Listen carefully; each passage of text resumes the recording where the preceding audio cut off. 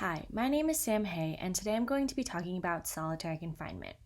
Solitary confinement is defined as the isolation of prisoners as a form of punishment. Prisoners are kept in their cells for 22 to 23 hours of the day, with no allowed outside contact from anywhere between a week and years. My goal is to educate the public in Arizona about the harmful effects of solitary confinement. 35% of people in solitary confinement are there for nonviolent reasons, but you can help. Today I'm going to break down the effects of solitary confinement, the prison structure that it allows, and the justification for incarceration. Well, why is this important?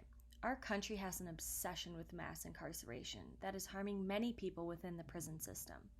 Recently in Arizona, the Democratic senators proposed a bill that would significantly limit the time a prisoner can be in solitary confinement down to 15 days. This would drastically lower the negative effects being isolated has on people physically and mentally. It costs about $30,000 more to keep people in solitary confinement than general population, according to a study done in 2007 in Arizona. This money is coming out of taxpayers' pockets. So you might begin to wonder, is solitary confinement really worth it if all of this money is coming out of our pockets? Historically, solitary confinement has been proven to cause significant problems with mental illness, such as worsening pre-existing mental illnesses and creating mental illnesses in otherwise mentally stable people. This problem is only worsened when they are denied access to psychologists and psychiatrists. In addition to the mental illnesses, there are many physical ones. Inmates commonly resort to self-harm to see outside of their cells for more than 1 hour per day. Overall, health conditions are worse because the limitations of prisoners being able to seek help outside of their cells. Specifically in Arizona state prisons, the suicide rate is 60% higher than the national average. Prison systems can be a very toxic environment for the prisoners and officers that work in them. A perfect example of this is the Stanford Prison Experiment. This was conducted in 1971 by Professor Philip Zimbardo. The experiment went something like this.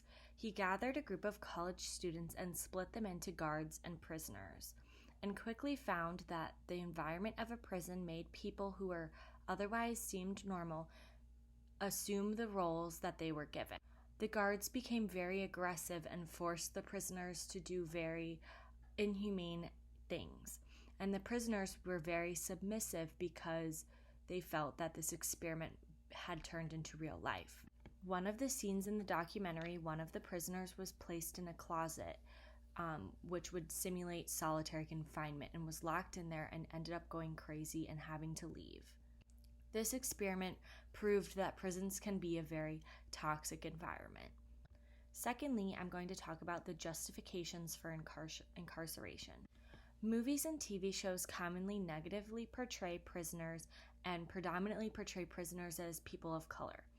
This then makes the media believe that people of color are people who should be behind bars. Now that I have informed you of the history of solitary confinement, I'm going to talk about my advocacy project. Most of the project that I had planned was in person and in Arizona. Due to unforeseen circumstances, I could not conduct the on-site research I would have liked to. So today I'm going to walk you through the steps of my advocacy project that I will be able to conduct post-coronavirus lockdown. The first phase in my advocacy project is educating the largest voting group of the state of Arizona, which would be the age group between 50 and 70 years old. The plan I originally had in place to do this was to visit an elderly person home and a community center to give an educational presentation about the research that I had previously conducted. The point of doing this is to educate them into possibly being able to change their mind about their preconceived notions of people who are in prison. Phase 2 would be bringing this research that I had from the people that I had interviewed to a local government, convincing them that this is something that people care about and want to change. And finally, phase 3 would be getting laws in place to abolish or minimize the inhumane treatment of prisoners in the state of Arizona. There are 100,000 people in the United States in solitary confinement. And what I'm asking you to do is to help is to educate the people around you about solitary confinement and the negative effects that it has on people in prisons. Thank you.